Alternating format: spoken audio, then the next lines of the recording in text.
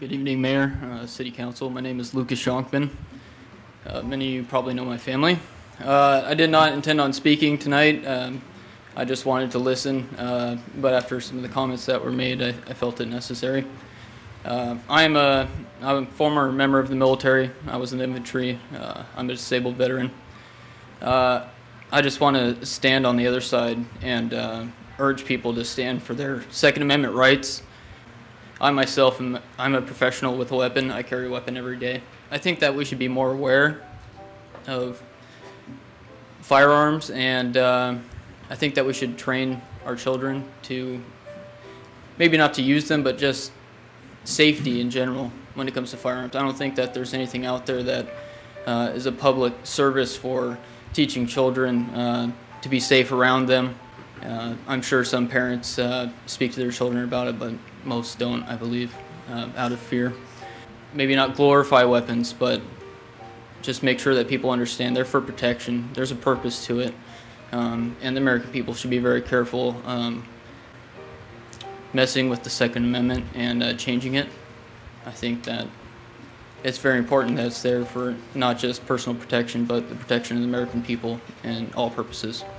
Thank you. Councilman Almberg, go ahead. Thank you, Mayor. You know, the gentleman said that he carries a weapon all of the time for protection. Would you please ask him if he is armed right now? I guess the question is, would it matter? It does to me. Well, ask the question. No, I'll turn to our city attorney and ask, do we have to ask? This is a time for citizens to address the council, not the other way around. I'm fully comfortable answering that question. Yes, I have a concealed carry permit, and I am concealed carrying at this moment. I would hope that people felt comfortable with that due to the fact that I am a trained professional with a weapon, and I served my country for over 5 years in Afghanistan, sustained wounds in protection of those rights, and if there was an issue, I would protect any person, whether I knew him or not. Thank you, Mr. Servatius. Well, I'm going to make a motion. If we have somebody who is in the chambers armed, it's not necessary. I'll make a motion that we ask them to check their weapon with the police chief or to the police department. This is my motion. Or to leave the premise. That's my motion, and I'm waiting for a second. Second. We have a motion on the floor, and all those in favor of the motion signify by saying aye. Aye. Those opposed? Aye. Okay. And so that motion does not pass. Thank you, Mayor. If I may, I'll excuse myself at this time then. Thank you. Absolutely.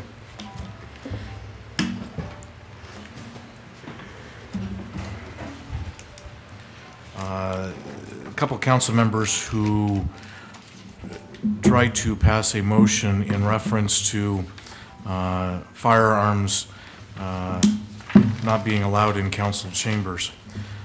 Can you touch on the legality, if that were to have passed, what the legality of that would have been? Such an action would likely be invalid and unenforceable, and likely would not be a lawful directive in the event the police chief or others were asked to enforce such action. But since such action was not taken, it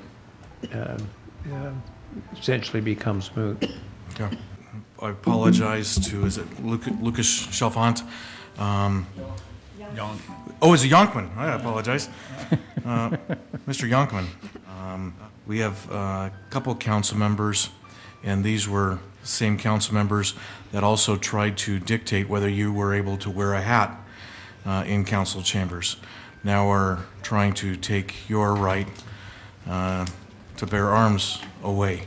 And so I appreciate your attendance this evening. I think it definitely opens the eyes of the public in reference to how some elected officials are choosing to go up and beyond the scope of their elected position to take away your rights.